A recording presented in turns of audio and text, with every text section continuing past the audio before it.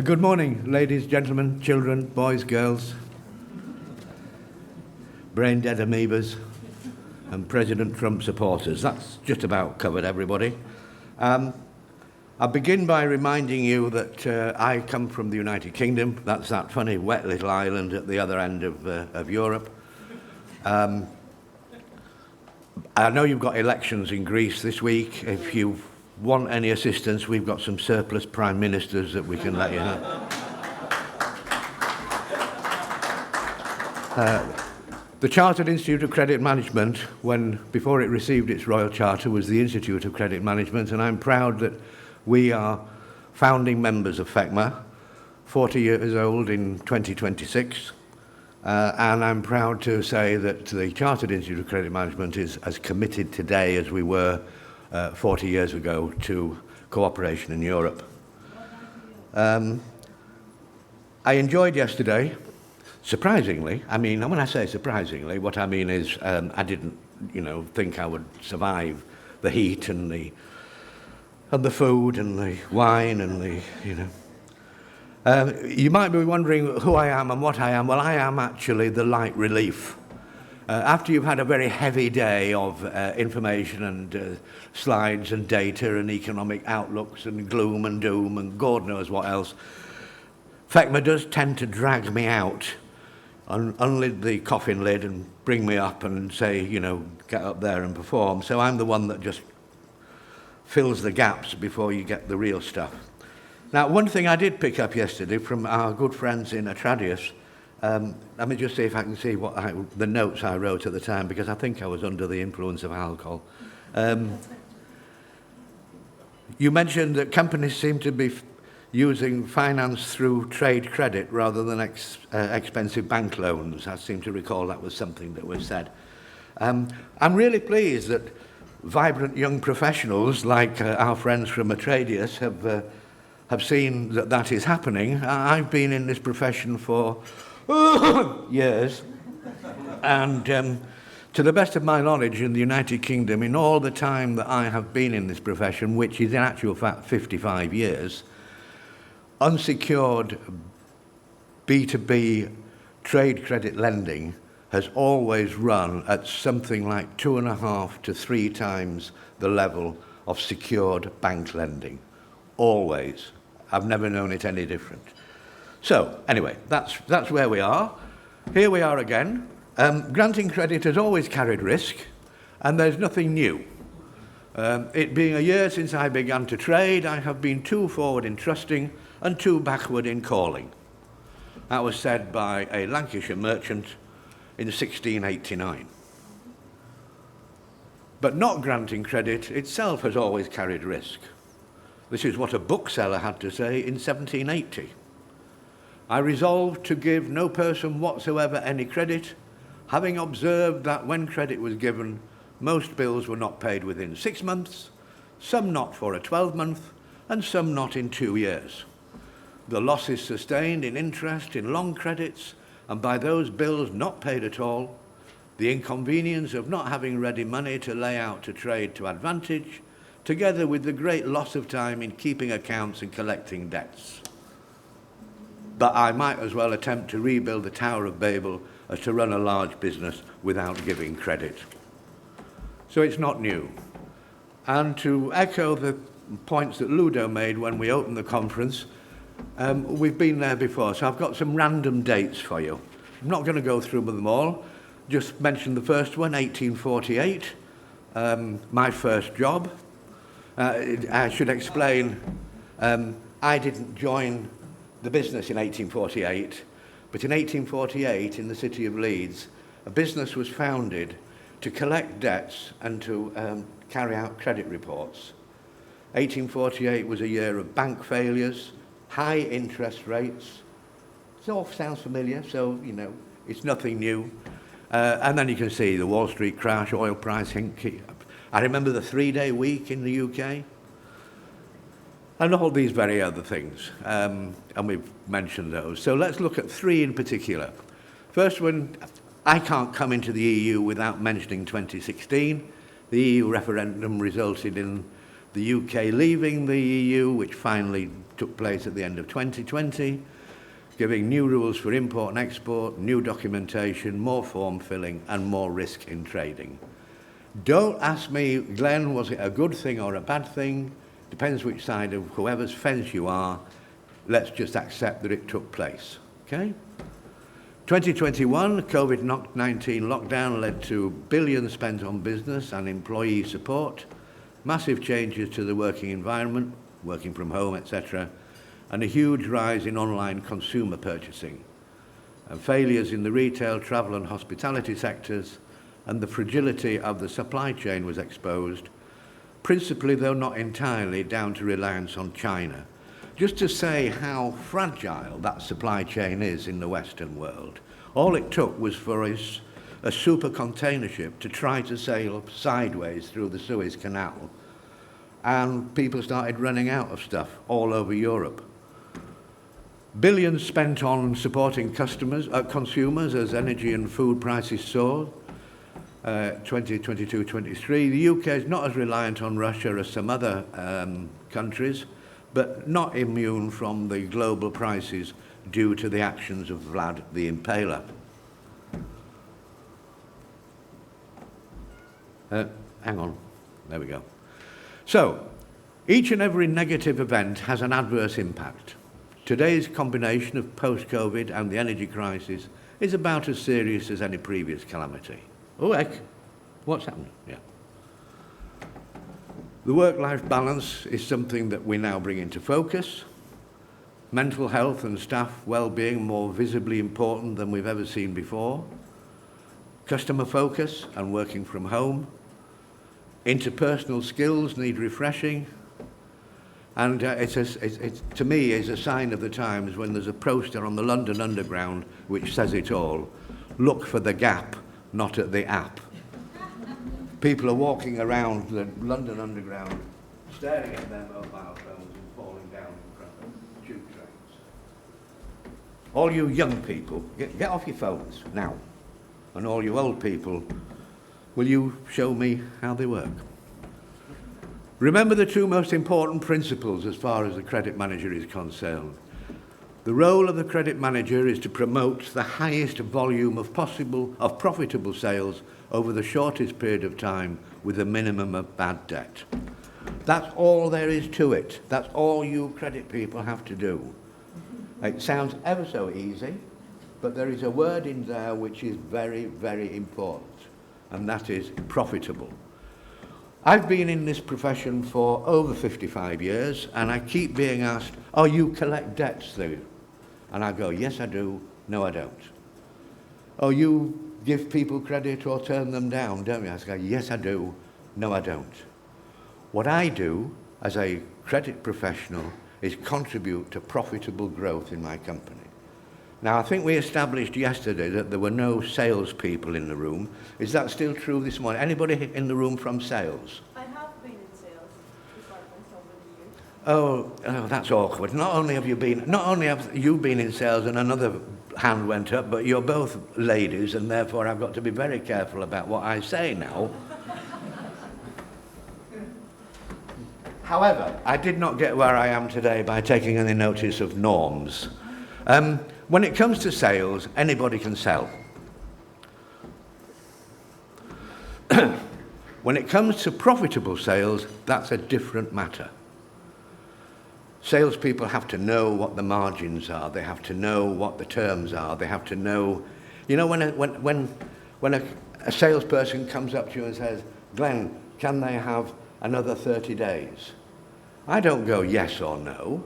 I say, right, what price are they paying for the product? What trade discount are you giving them? If you're giving them 40% trade discount, no, they're not having another 30 days. If you're not giving them any discount at all, I'll consider it, yeah? So there's lots of ways that you look at profitable sales. And remember also the Pareto principle that 20% across the board, generally speaking, 20% of your customers account for 80% of your sales. So I'm going to give you what I consider to be the golden rules of credit management. which is a little bit silly of me, really, is it? Because you're all credit professionals and you know precisely what you're supposed to do. Nevertheless, I'm going to tell you. First of all, know your, and this is, for me, the most vital, know your own organisation inside out. Before you start talking to customers, before you start thinking about finding out about your customers, in your company, do you know everything that goes on in your company? Do you know how it works? Your product, your service, how is it made? How is it delivered? Identify within your own organisation the key areas which can help or hinder customer satisfaction. Because remember, the reason we are in business is to make money. And the way we make money is to sell customers the product or the service that they want.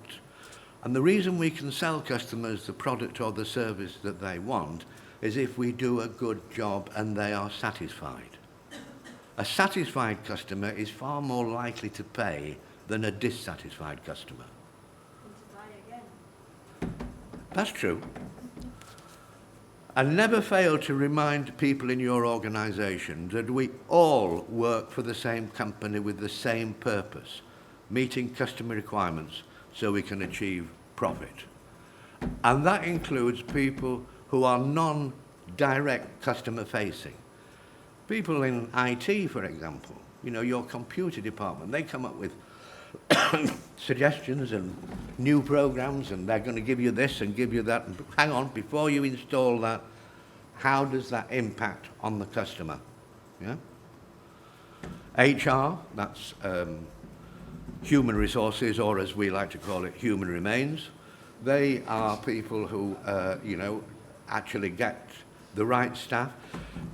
Little tip, if I may, if you run a large department and you're needing a new credit person, when you go to your human remains department puts the advert in the newspaper or goes to the agency or whatever, insist on seeing all the applications yourself.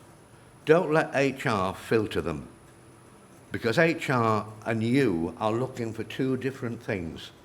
And you know as a credit professional what you're looking for. And that might not be picked up by HR. So, you know, do that. And there is no room in any organisation for nothing to do with me. It's nothing to do with me.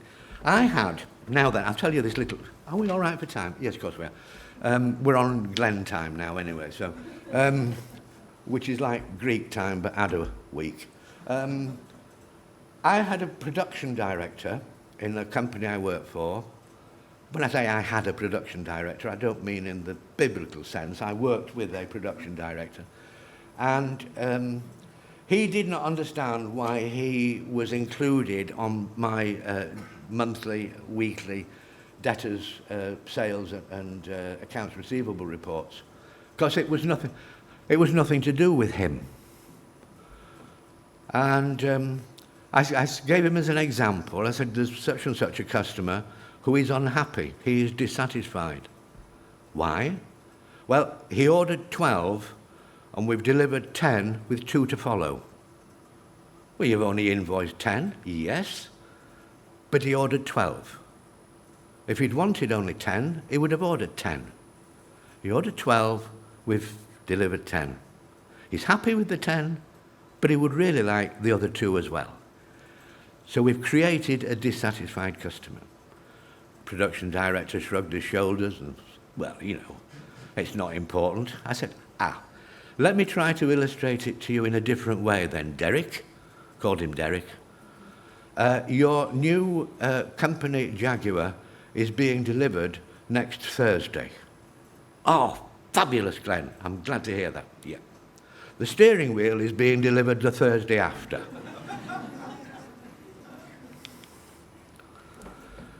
I don't want any little emperors in companies. I don't want any area where somebody is holding something up. They're running their own department. They're running their own area, nothing to do with anybody else, blah, blah. We don't have any of that. No emperors anywhere, please. Oh, and there's more golden rules. After you've got to know yourself, you've got to know your own company, you've got to know what makes your company tick. The most fundamental then is to know your customer. And I would start very, very basically, boys and girls, because it staggers me, after all the years I've been in, how inaccurate many people's sales ledgers, customer account files are. And you guys in credit insurance and others must come across it all the time. Ensure that all customer details on your ledger are accurate.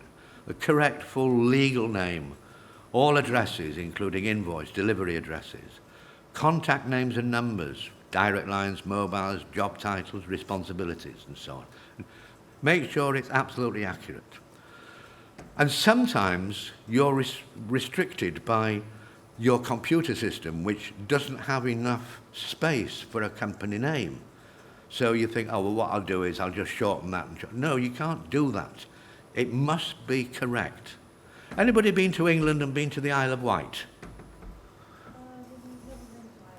There is a ferry service between Southampton and the Isle of Wight called the Red Funnel Line. Yeah?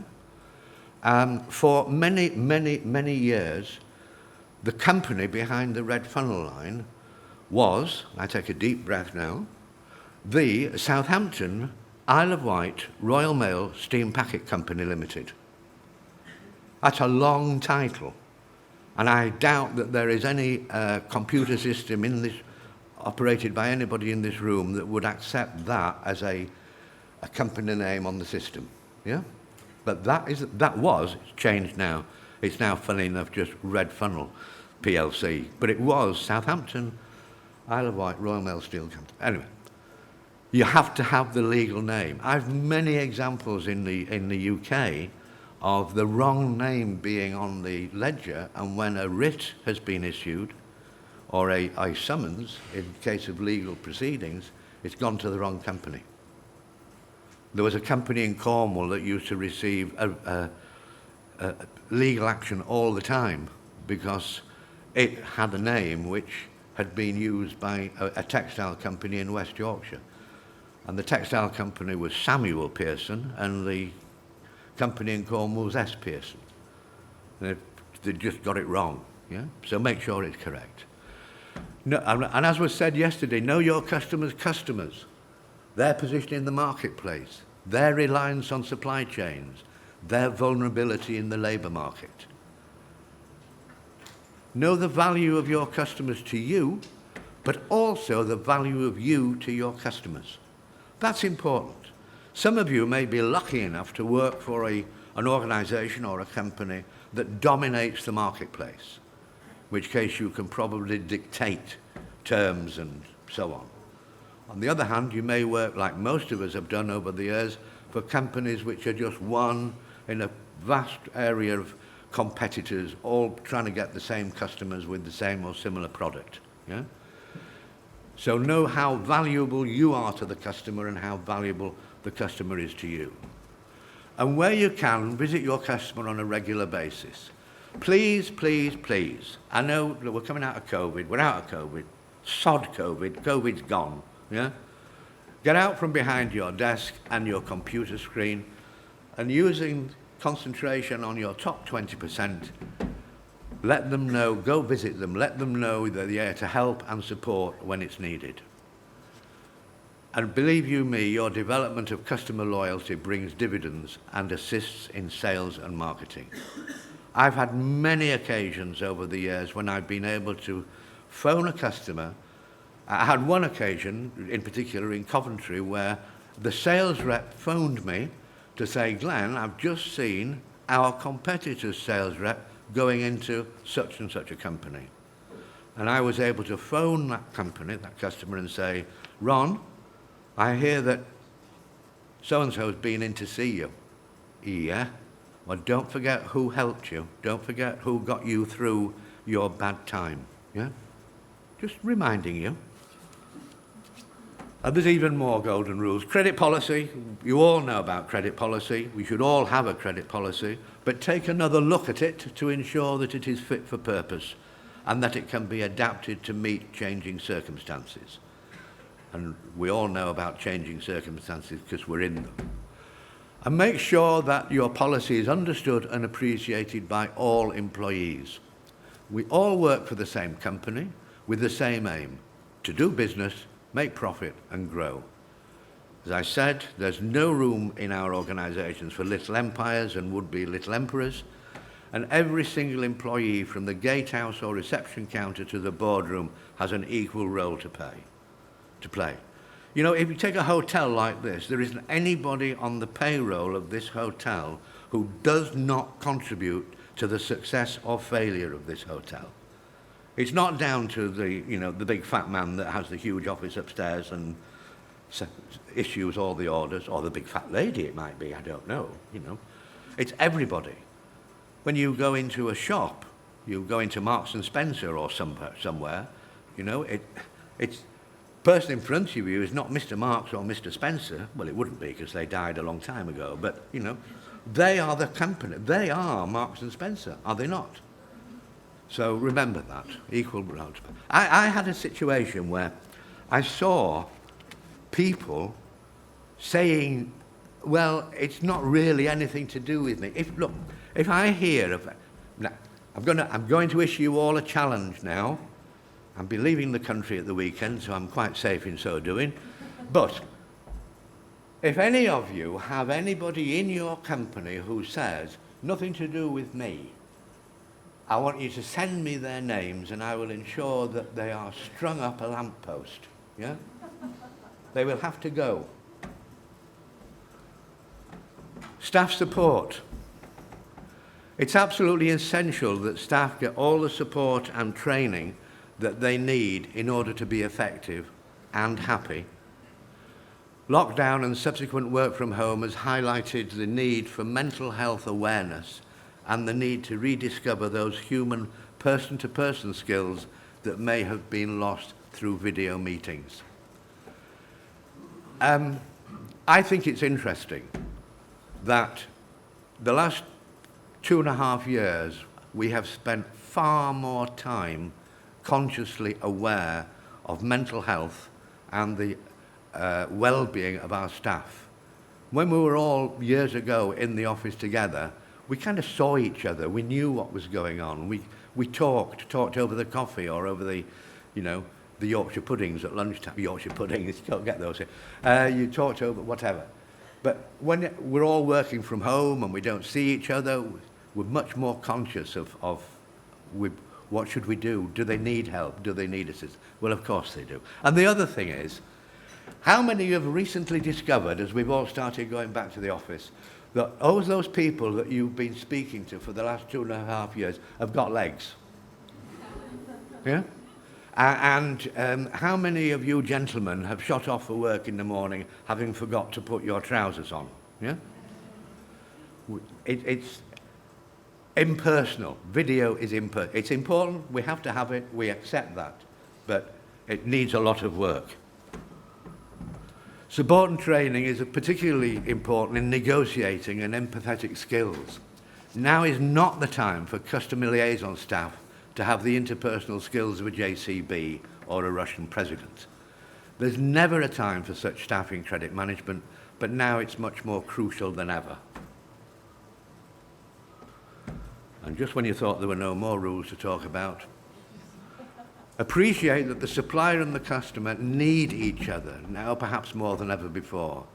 And it's you as a credit professional who can make that realisation and appreciation work to mutual advantage. I would urge you all to check all the time and keep checking all your processes and procedures, letters, telephone, text messaging, emails. Check that they're not just fit for purpose, but they are professional and businesslike. Now, I am not going to, let me just go back. I could speak to you for an hour. I'm not going to. On emails, because emails are driving everybody mad. I want to remind you, all of you, please, please, please, a business-to-business email is nothing more and nothing less than a business-to-business letter. It's just sent in a different format, but it is professional. I have seen now many, many companies in the UK the US, Germany, Belgium, Holland, putting a credit policy and an email policy together. I've seen email policies being written by, I've done one, and put in the employee handbook. This is how we do it.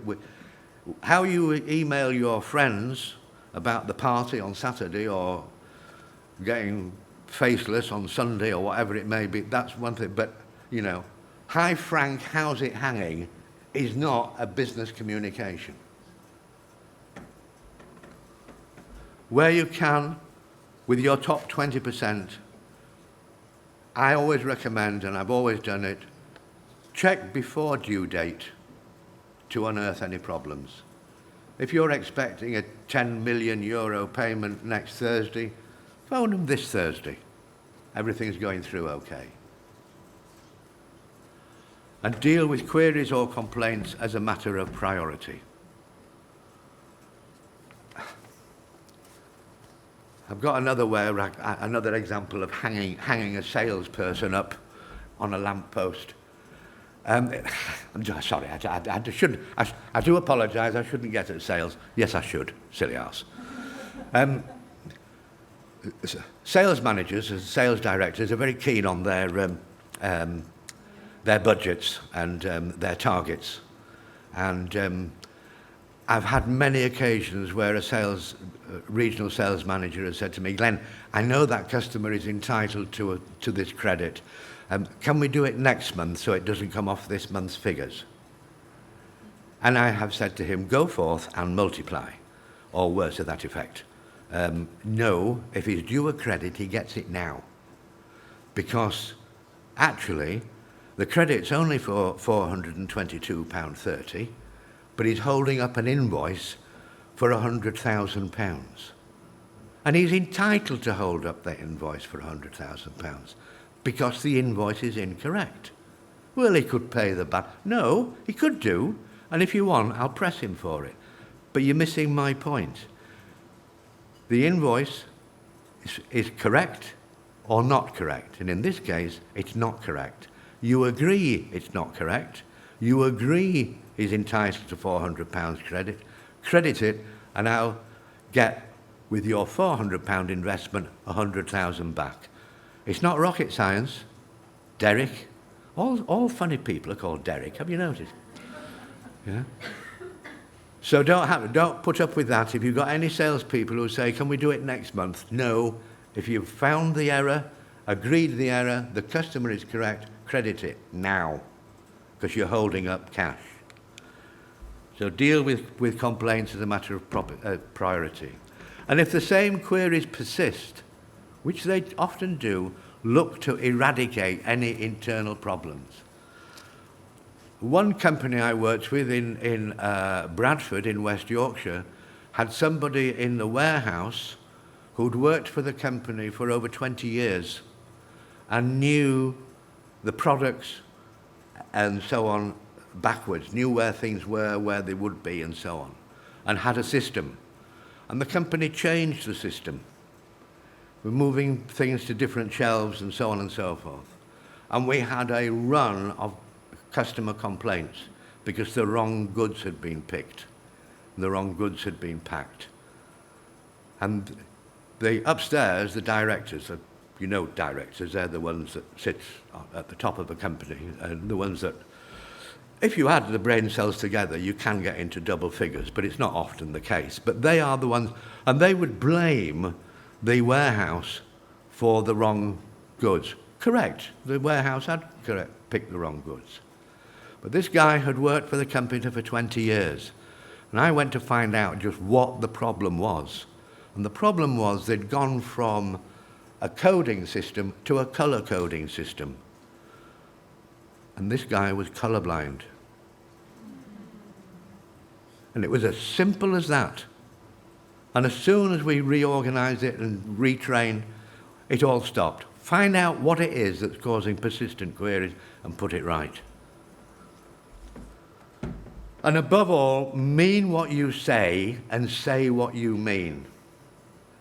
If you're making collections and you're sending a first letter and a second letter and a final notice, you don't send another final notice after the final notice, or a final notice. I dealt with a company only 2 years ago that sent regularly over 20 final notices. If it's final, it's final. Yeah? So, I think we've caught up a bit now, my dears. I would conclude by saying, the more you know about your own company, how it works, the more you know about how your customer works, then the more you will know when and how to act. Knowledge is key. In knowing yourselves, knowing your customer, knowing how everything works, please take every opportunity you can to upskill. Training courses, webinars, conferences. It's absolutely fantastic that people come to events like this. There should be more of them. Not more FECMA pan-European credit congresses, because it's a bit exhausting, to be honest. But, you know, training, webinars, any opportunity you get to upskill. You don't stand still in business. However skilled you are, however experienced you are, you're learning all the time. So take any opportunity you can. And remember, I was introduced to the credit profession many years ago. And in the days I started in this profession, it was the credit manager was the one that's supposed to know everything. A jack of all trades and a master of all trades. Because most people in companies would look after their own little bit, and a letter or a piece of paper would come, oh, the credit manager knows what that is, he'll know how to deal with it. And in 1900 and frozen to death, and I won't give you the exact date, but I went to a presentation made in a pub in Leeds. That's the best place to do business, is there, in pubs in Leeds. And he gave a presentation on insolvency, as it was in those days. And the reason for that was that there'd been a change in the Insolvency Act for England and Wales, and he was updating us. And I was quite intrigued by it and thought I knew nothing really about insolvency. And had a drink at the bar afterwards, as you do. Gave me his card, as you do. And that was it. That was the evening over. And about 2 weeks later, the finance director came down to see me in my office, because I had a little office there, only a little office, you know, because I was only little, and gave me this piece of paper, and it was what's called a Section 293 notice. It was a notice of a meeting of creditors. And he said, you'll know what to do with that, Glen. And I said, oh, yeah. I hadn't a clue. I had no idea. But I remembered, and I phoned this guy that had made the presentation and said, Tony, you won't remember me, but yeah, I remember you. I said, well, I've got that. Oh, yeah, come on, lad. And that was through him being a member of the Institute of Credit Management and me being a member of the Institute of Credit Management and knowing who to call. So it's not what you know necessarily, it's who you know. And I found that has served me right through my professional business life, and it's events like this that do it. The credit management community is a family, and believe me, when you encounter a problem you've never experienced before, I guarantee that a family member has been there already. Act decisively, firm but polite, and never be afraid to offer assistance. Never be afraid to offer assistance to your customers, never be afraid to offer assistance to your staff and other departments. And finally, don't panic. Crises are like London buses. There'll be another one following behind. Thank you.